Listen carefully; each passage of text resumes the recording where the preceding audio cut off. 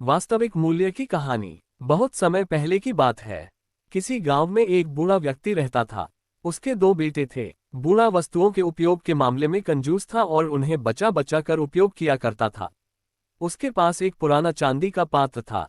वह उसकी सबसे मूल्यवान वस्तु थी। उसने उसे संभाल कर संदूक में बंद कर रखता था। उसने सोच रखा था कि सही अवसर आने पर ही उसका उपयोग करेगा। एक दिन उसके यहाँ एक संत आए। जब उन्हें भोजन परोसा जाने लगा तो एक क्षण को बूढ़े व्यक्ति के मन में विचार आया कि क्यों न संत को चांदी के पात्र में भोजन परोसूं। किंतु अगले ही क्षण उसने सोचा कि मेरा चांदी का पात्र बहुत कीमती है। गांव गांव भटकने वाले इस संत के लिए उसे क्या निकालना। जब कोई राजसी व्यक्ति मेरे घर पधारेगा तब ये पात्र निकालूंगा। ये सोचकर उसने पात्र नहीं निकाला। कुछ दिनों बाद उसके घर राजा का मंत्री भोजन करने आया। उस समय भी बूढ़े व्यक्ति ने सोचा कि चांदी का पात्र निकाल लूं। किंतु फिर उसे लगा कि ये तो राजा का मंत्री है। जब राजा स्वयं मेरे घर भोजन करने पधारेंगे तब अपना कीमती पात्र निकालूंगा। कुछ दिनों के बाद स्वयं राजा उसके घर भोजन के लिए पधारे। राजा उसी समय पड़ोसी राज्य से युद्ध हार गए थे और उनके राज्य के कुछ हिस्से पर पड़ोसी राजा ने कब्जा कर लिया था। भोजन परोसते समय बूढ़े व्यक्ति ने सोचा कि अभी अभी हुई पराजय से राजा का गौरव कम हो गया है।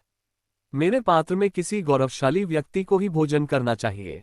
इसलिए उसने चांदी का पात्र नहीं निकाला। इस तरह उसका पात्र बिना उपयोग के पड़ा रहा। एक दिन बूढ़े व्यक्ति की मृत्यु हो गई।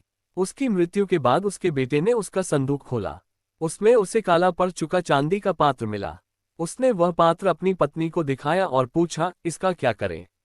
पत्नी ने काले पड़ चुके पात्र को देखा और मुंह बनाते हुए बोली, अरे इसका क्या करना है। कितना गंदा पात्र है। इसे कुत्ते को भोजन देने के लिए निकाल लो। उस दिन के बाद से घर का पालतू कुत्ता उस चांदी के पात्र में भोजन करने लगा। जिस पात्र को बूढ़े व्यक्ति ने जीवन भर किसी विशेष व्यक्ति के लिए संभाल कर रखा, अंततः उसकी ये गत हुई। शिक्षा। मित्रों, किसी वस्तु का मूल्य तभी है जब वह उपयोग में लाई जा सके।